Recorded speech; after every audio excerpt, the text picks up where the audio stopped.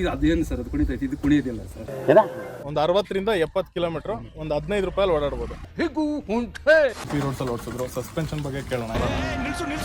Uncle, ನಿಮ್ದ ಗಾಡಿ ಇದು ಯಾವ ಮಾಡ್ಲು? 2020. 5 ವರ್ಷ ಆಯ್ತು. 5 ವರ್ಷ ಆಗಿ. ಓಕೆ. ಎಷ್ಟು ಕಿಲೋಮೀಟರ್ ಓಡಿಸ್ತೀರಾ ನೀವು ಡೈಲಿ? 50 ಕಿಲೋಮೀಟರ್ ಓಡಿಸ್ತೀನಿ. ಒಂದು 50 ಕಿಲೋಮೀಟರ್. ಒಂದು ವಾರಕ್ಕೆ ಒಂದು 300-350 ಕಿಲೋಮೀಟರ್ ಓಡಿಸ್ತೀರಾ.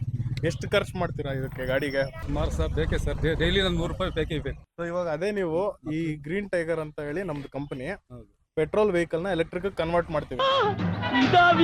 ಅದೇ ಈ ಗಾಡಿನ ಕನ್ವರ್ಟ್ ಮಾಡಿಸ್ಕೊಂಡ್ರೆ ನೀವು ಒಂದು 60 ರಿಂದ 70 ಕಿಲೋಮೀಟರ್ ಒಂದು 15 ರೂಪಾಯಲ್ಲಿ ಓಡಾಡ್ಬೋದು. ಪರವಾಗಿಲ್ಲ ಸರ್, 15 ರೂಪಾಯಿ ಅಂದ್ರೆ ಪರವಾಗಿಲ್ಲ ನಮಗೆ. ನೋಡಿ ಬ್ಯಾಟ್ರಿ ಈ ತರ ಬರುತ್ತೆ. ಅವ್ರ ಹತ್ರ ಮತ್ತೆ ಇಲ್ಲೇ ಒಂದು ರಿವ್ಯೂ ಕೇಳೋಣ. ಈ ರೋಡ್ಸ್ ಅಲ್ಲಿ ಓಡಿಸಿದ್ರು. ಸಸ್ಪೆನ್ಷನ್ ಬಗ್ಗೆ ಕೇಳೋಣ, ಯಾಕಂದ್ರೆ ಅವ್ರು ಆಕ್ಸಿಸ್ 125 ಓಡಿಸ್ತಾ ಇರೋದ್ರಿಂದ. ಸೊ ಇದ್ರ ಸಸ್ಪೆನ್ಷನ್ ಹೆಂಗಿದೆ ಅಂತ ಹೇಳ್ಬಿಟ್ಟು ಅವ್ರಿಂದಾನೆ ತಿಳ್ಕೊಳ್ಳೋಣ ನಾವು. ಅಂಕಲ್, ಇವಾಗ ಸಸ್ಪೆನ್ಷನ್ ಬಗ್ಗೆ ಹೇಳೋಣ. ನಿಮ್ಮ ಗಾಡಿಲಿ ಇಲ್ಲೆಲ್ಲ ಓಡಾಡಿದ್ದೀರಾ. ಸೊ ಇವಾಗ ಈ ಗಾಡಿಲಿ ಓಡಾಡಿದಾಗ ನಿಮ್ಗೆ ಏನ್ ಅನ್ನಿಸ್ತು ಸಸ್ಪೆನ್ಷನ್ ಬಗ್ಗೆ? ನನಗೆ ಇನ್ನೊಂದು ಸೌಂಡ್ ಇಲ್ಲ ಸರ್, ತುಂಬಾ ಚೆನ್ನಾಗಿದೆ. ಇದು ಅದೇನು ಸರ್ ಅದು ಕುಣಿತೈತಿ, ಇದು ಕುಣಿಯೋದಿಲ್ಲ ಸರ್. ಒಂದು 5ಕ್ಕೆ ಎಷ್ಟು ರೇಟ್ ಮಾಡ್ತೀರಾ? 5 ಮಾಡ್ತೀವಿ.